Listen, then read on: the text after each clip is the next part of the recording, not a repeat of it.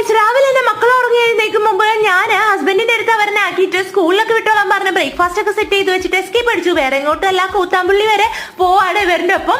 ഹനിയന്റെ കല്യാണ ഷോപ്പിംഗ് ആണ് കേട്ടോ.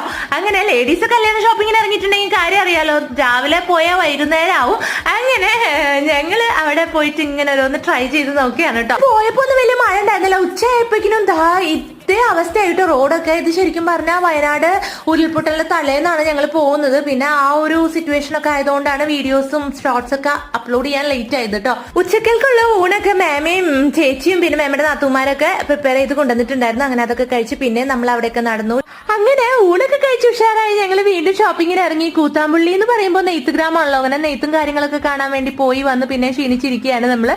വരുന്ന വഴി കിഴിപ്പൊറോട്ടയും പൊറോട്ടയും ചിക്കനൊക്കെ കഴിക്കുകയാണ്. അങ്ങനെ നെയ്ത്ത് ഗ്രാമത്തിന്റെ ഒരു ഷോർട്സും പിന്നെ ഇതിന്റെ ഫുൾ വ്ളോഗും ചാനലിൽ അപ്ലോഡ് ചെയ്യുന്നതായിരിക്കും. കണ്ടു നോക്കണേ. ടാറ്റാ ബൈ ബൈ, സീ യു.